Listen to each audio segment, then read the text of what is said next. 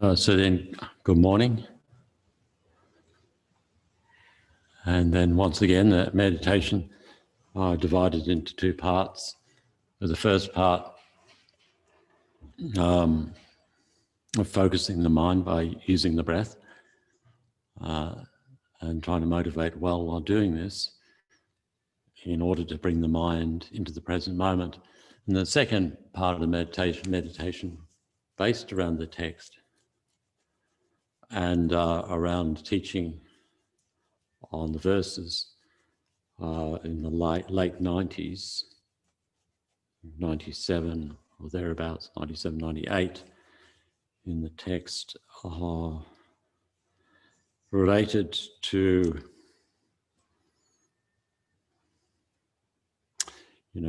such things as how we use our hands and feet, and these things that Geshe-la mentioned in terms of whether they're cultural or not.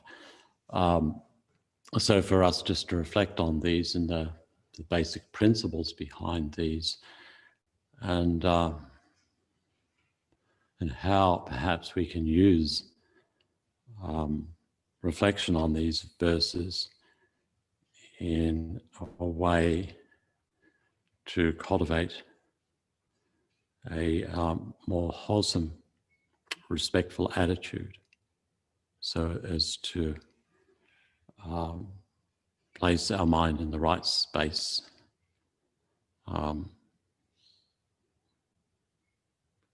to treat others with respect, and the Dharma and so on with respect. So then with the first part, meditation, with the understanding that if we're able to settle our mind, then it's best state that we can be in order to engage in analytical meditation and to listen to the teachings and engage in discussion and tutorial session. And just to recall to mind also that this idea of using the breath to focus the mind is not unique to Tibetan Buddhism, perhaps even more used in some of the other traditions, Theravadan traditions perhaps. But even there, beyond that, very common practice in Indian traditions in general, and in this day and age as well. It's used elsewhere as a way to focus the mind. So because of this kind of almost like this universal understanding that this is a very helpful thing, and it's something that we all have, our breath. Whether you have religious practice or not religious practice, the focus on breath can be very helpful to bring oneself into the present moment.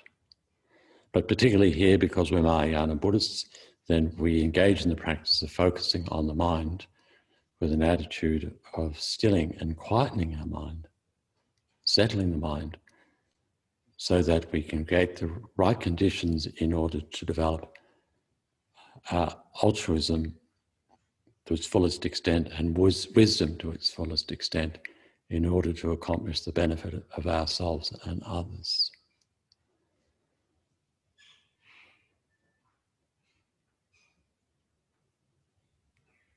So then, again, returning to this practice of focusing on the breath, if you have a method that you already use, then to do that. Otherwise, one method is to observe the natural flow of the breath coming in and out, and particularly focus on the sensation of the air coming in and out the nostrils. Being aware, being diligent about the arisal, to note the distractions, to note them, not to be swept away, nor try to crush them. Just note their arisal, and then to gently bring the mind back to the breath. So like this for the first part of the meditation session.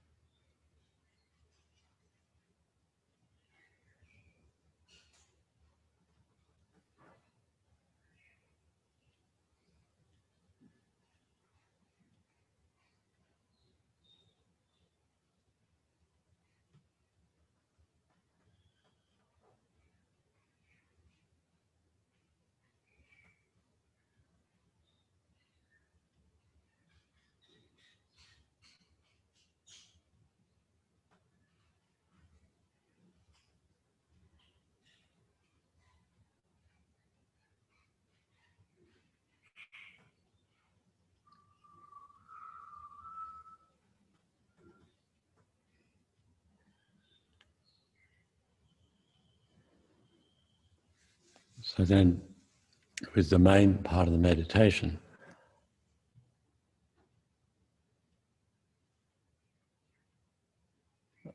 focusing on those verses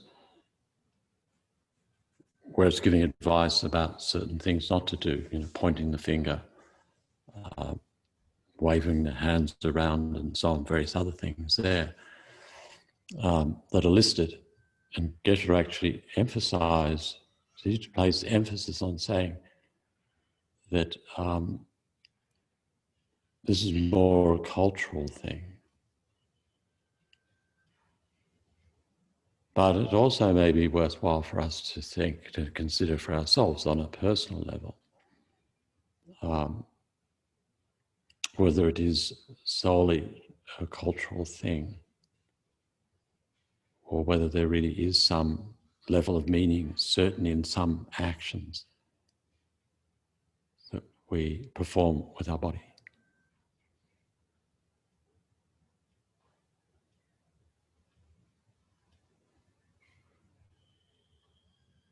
And so it may be worthwhile just even thinking the culture from which we've come in the West is a very individualistic culture, and I think right to say a very materialistic culture.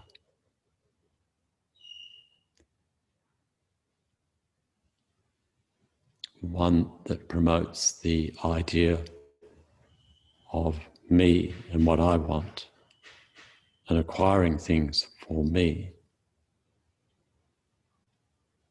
and even seeing other beings in terms of partners being objects that we own.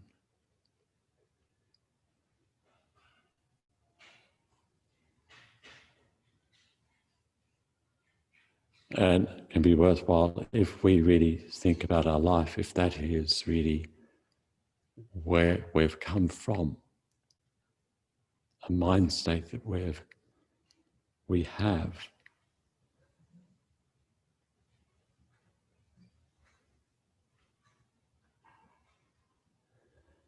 And then on top of that, if it's maybe the case, not only that, but we've gone through a period of time of rebellion, perhaps to our parents and our society, hostility to it, and a sense that no one tells me what to do. I make decisions for myself.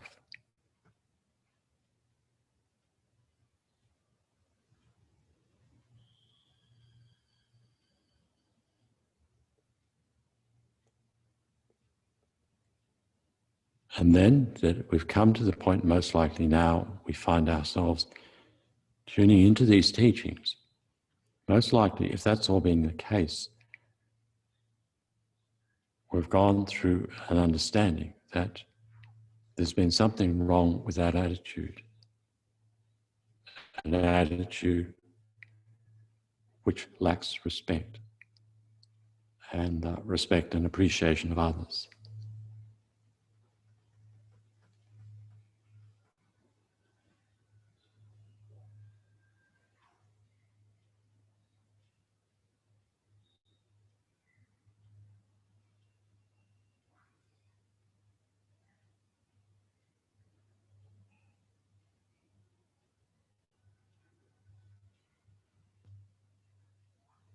And so then the possibility of these verses being an opportunity to sense that we need to develop an awareness of how we conduct ourselves in relation to other beings and also the holy objects and holy beings.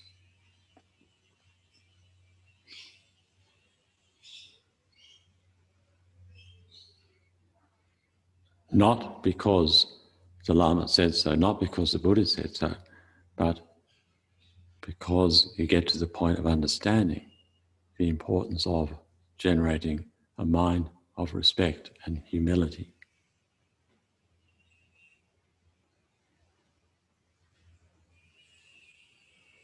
based on personal experience of having the opposite.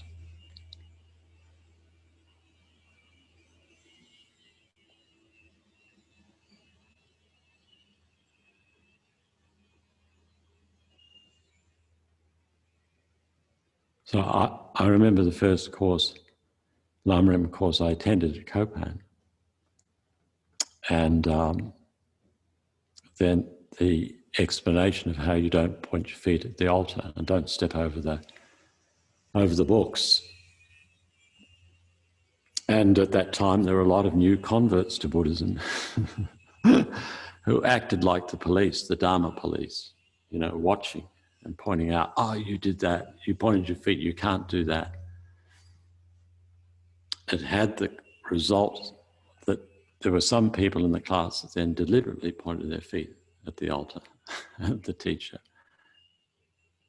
and stepped over the books, especially when they saw the policeman was watching them. You know.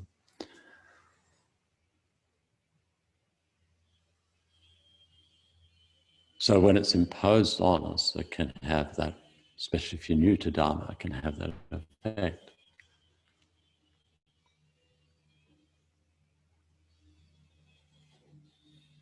But then when I started to teach,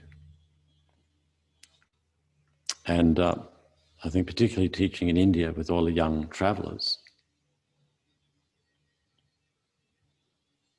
all those youngsters in their 20s and 30s,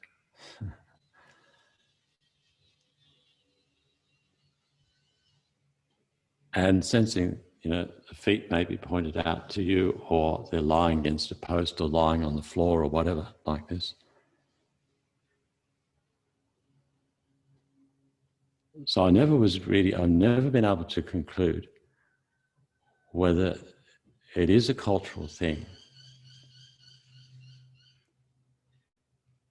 or there is something actually in the posture in and of itself which conveys a lack of respect. But in any case, the consequence for me was that not so much how dare you show me lack of respect, but more the case that the sense that they didn't seem to feel it was so significant or important, the Dharma. And so then it affects you as the teacher because you need to relate to that person in a particular way. And so then you also downplay the importance of the Dharma.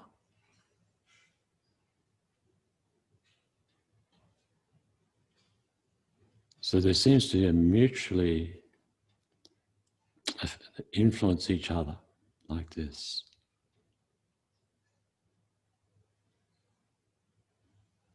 A not totally independent phenomena.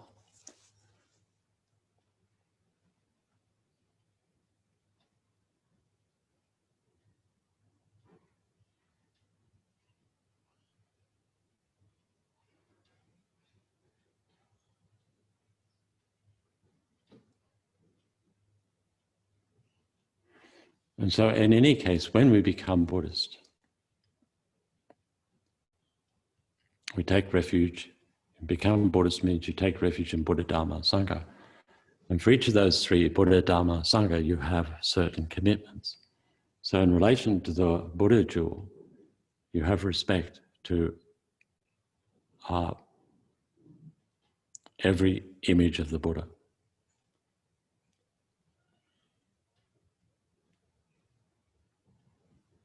So therefore, the idea is to transform the mind into one of respect to this holy object of the Buddha, keeping it a high place. Somehow it seems to be inappropriate at the bottom of the feet, which go on the ground, pointing to the Buddha.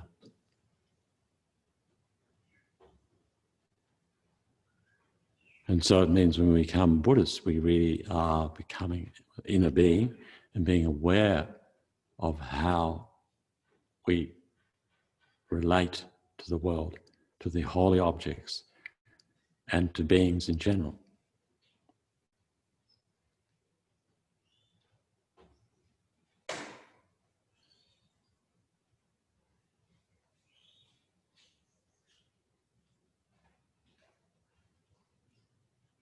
And so we don't get, it's not like, how dare you show a lack of respect to my Buddhist statue? I'm going to kill you. It's more to do with our own mind, for our own benefit, that we show respect for what it represents. And showing respect to ourselves for what we can become, the belief, the conviction we can become a completely enlightened being.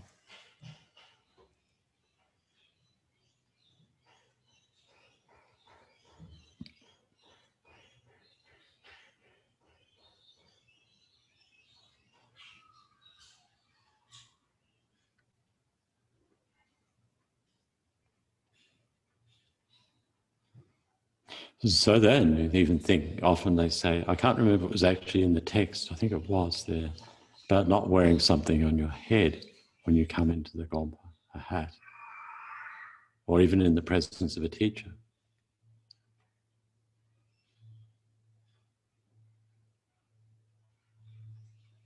Somehow cultivating, again, whether it's actually cultural or not, but the gesture, the understanding, that it is appropriate, the most appropriate way of showing respect, because it's through showing respect to the holy objects and the holy beings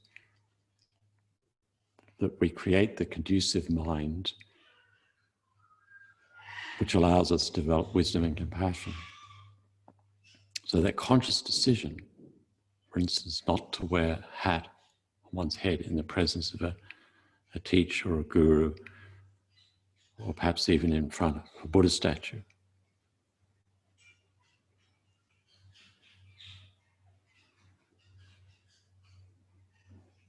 So when we get in this, we're engaging sort of into another understanding, not a materialistic understanding of the world, not an individualistic understanding, but one which values internal development, which is dependent again on cultivating an attitude of respect and humility.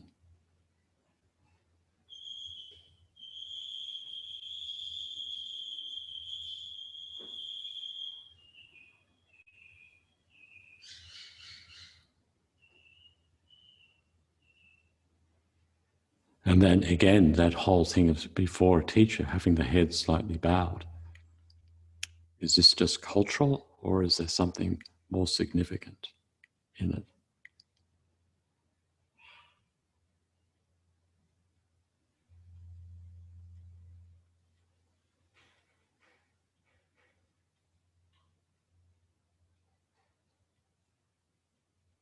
So as they say, just like in a beautiful, clean crystal lake, there's no way that water can flow in that unless it's lower than the streams, clear water flowing in.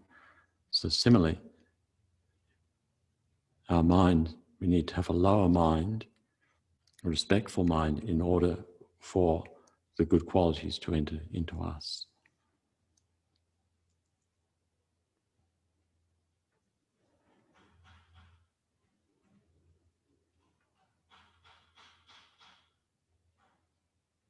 And then as we become Buddhist, we also have commitments in relation to the Dharma jewel. And that means we're making a commitment not to harm others.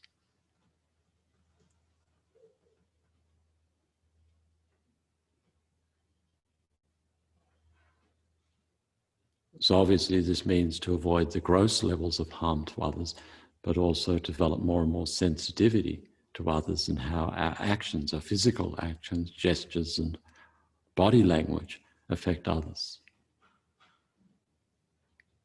So again, generating that awareness in our mind that in our communication with others, it's not one that is disrespectful and therefore hurtful to others.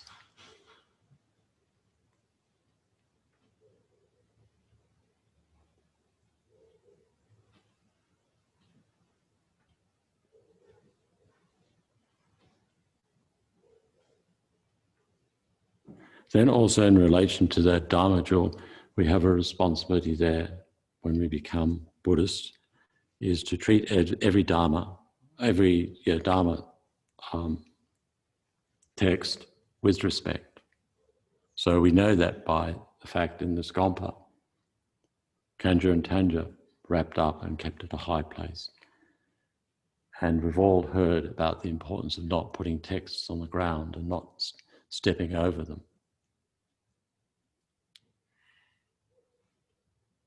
Looking after them like that.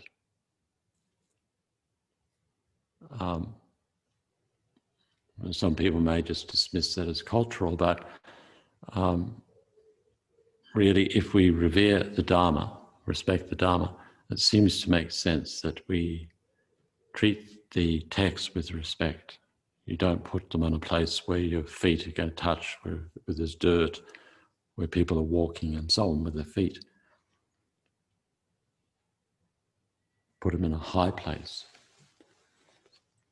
And so this is helpful to remind oneself of the importance of the Dharma, its value in your life. It's this which will help us even at the time of our death, to protect our mind at the time of death, in dependence upon the kind of faith that we've generated and respect for the Dharma.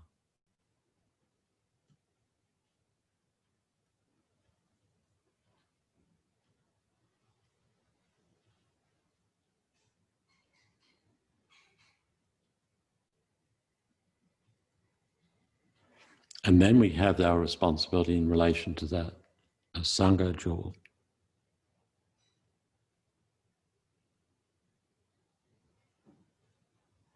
And one of the words of advice is to treat monk and nuns' robes with respect.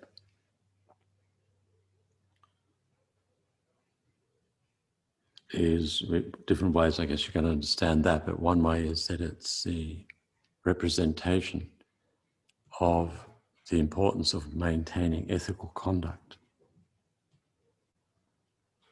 is expressed by how we show respect to the robes.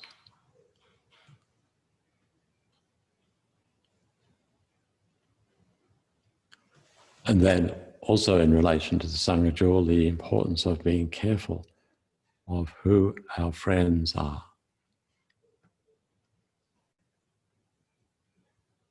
To avoid bad friends, and bad friends are those, not in and of themselves they're bad, but in whose company it leads to a degeneration in our wisdom and compassion, and degeneration in our listening, reflecting, meditating on the Dharma.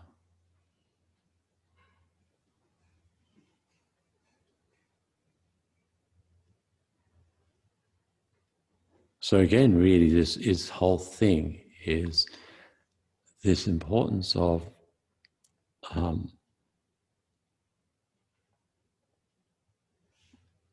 being influenced in such a way that we maintain a mindfulness of the importance of inner development. And so if we mix with people like this, or affect our mind, that tends to lead our mind again away from respect and appreciation of the Dharma, because we get influenced by people. We take on similar characteristics of the people that we are relating to continuously, unless we're a Buddha or Bodhisattva, a highly realized being.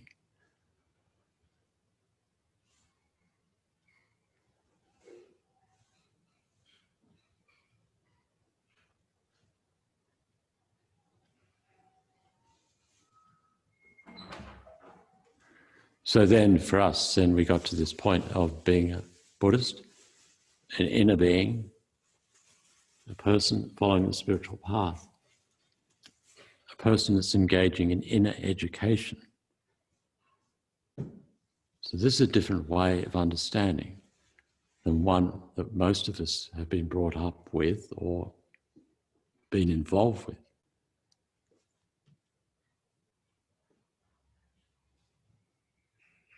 So now we have this opportunity of placing great emphasis on cultivating minds of respect,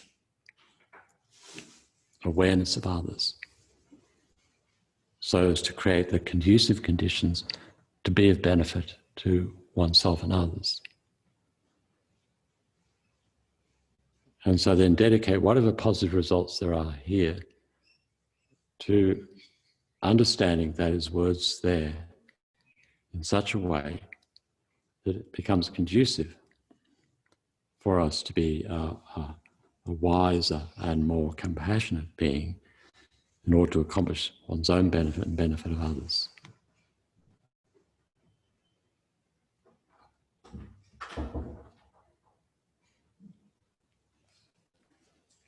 Okay, so thank you.